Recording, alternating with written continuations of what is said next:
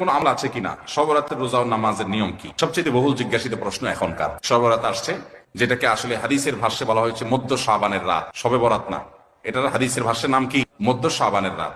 এই মধ্য শাবানের রাত বা মধ্য শাবানের রজনী, এই রাতে যেটাকে আমরা শবে বরাত বলি, এই রাতে নামাজের নিয়ম কয় রাকাত পড়তে হবে, কোন রাকাতে কোন সূরা কতবার পড়তে হবে, এটা বহুল জিজ্ঞাসিত একটা প্রশ্ন। এবং এ ব্যাপারে আমরা অনেকে জানি যে শবে বরাতের রাকা নামাজে এত রাকাত পড়তে হবে, সেখানে সূরা কুল হুয়াল্লাহ, ইখলাস এতবার পড়তে হবে, ইত্যাদি ইত্যাদি। লাইলাতুল কদর ছাড়া অন্য যে সমস্ত রাতের ফজিলত আছে, এর মধ্যে 10টা রাতের কথা আল্লাহ তাআলা শপথ করেছেন, ওয়াল ফাজরি ওয়া লায়ালিন আশর। সে 10টা রাত হলো জিলহজের প্রথম দশক। খবর নেই আমাদের দেশে মানুষের যে রাতগুলোর শপথ আল্লাহ কোরআনে বলছেন, কত ফজিলতপূর্ণ, কিন্তু জিলহজের প্রথম দশকের রাতের কোন বিশেষ ফজিলতের কথা আমরা কয়জনে জানি? যাই হোক, মধ্য শাবান রজনীর কথা আমরা বেশি জানি, শুধু না সবচেয়ে বেশি আমরা এ রাতে ইবাদত বন্দেগীর চেষ্টা করি। সবচেয়ে বেশি চেষ্টা তো হওয়া উচিত হলো লাইলাতুল কদরে। এর পাশাপাশি যদি কেউ মধ্য শাবানের রাতে আল্লাহ তাআলার ক্ষমা লাভের চেষ্টা করে, সেটা দর্শনীয় না, সেটা জায়েজ। এই রাতের এতটুকু ফজিলত অবশ্যই প্রমাণিত যে আল্লাহ রাব্বুল আলামিন এই রাতে হিংসুক ছাড়া, মুশরিক ছাড়া বাকি মানুষগুলোকে সাধারণ ক্ষমা ঘোষণা করেন। অতএব এই রাতের একেবারে কোনোই ফজিলত নেই, ব্যাপারটা সেরকম না।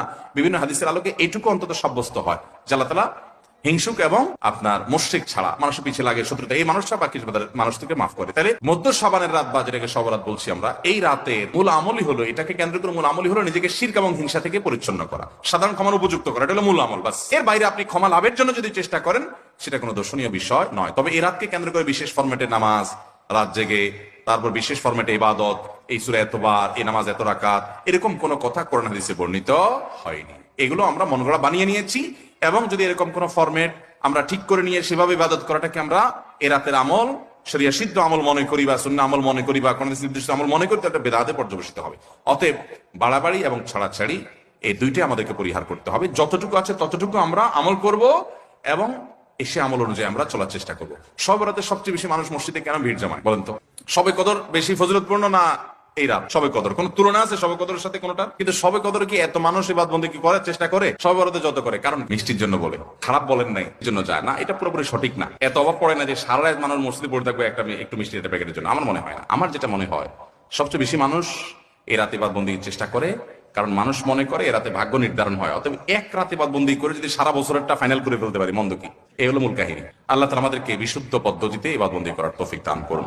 তাহলে ভাইরা আমার, মধ্য শাবানের রজনীতে আমরা আল্লাহ তাআলার কাছে ক্ষমার উপযুক্ত হওয়ার জন্য, হিংসা শিরক থেকে মুক্ত হওয়ার চেষ্টা করব। ক্ষমা পাওয়ার জন্য প্রচেষ্টা আমাদের থাকবে। কিন্তু ওই যে বেদাতি পন্থায় বিশেষ ফরম্যাট ঠিক করে ইবাদত, নামাজ, হালুয়া রুটি খায় মানুষ। হালুয়া রুটি কেন খায়? সারা দেশে অনেক জায়গায় এখনো এটা হালুয়া রুটি ওই দিন বানাবে মানুষ। হালুয়া রুটিটা কেন হয় বলেন তো?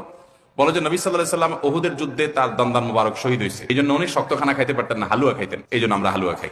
আরে ভাই, নবী সাল্লাল্লাহু আলাইহি সাল্লামের দাঁত ভাঙছে প্রথম কতটা শাবান মাসে ঘটেই না, ওটা পড়ছে আরেক মাসে। আচ্ছা, তারপরে যদি ধরে নেই এই মাসেই হয়েছে, তো ওনার দাঁত ভাঙছে মুশরিকদের আঘাতে, তাই না? আল্লাহর দুশমনদের আঘাতে। তো কাফেরদের আঘাতে, দাঁত ভাঙাতে উনি হালুয়া খাইছে বলতেছেন, যদি এটার কোনো ভিত্তি নেই, বোগাস কথা। তো আপনি ভালো দাঁত নিয়ে হালুয়া খাচ্ছেন কোন শরমে?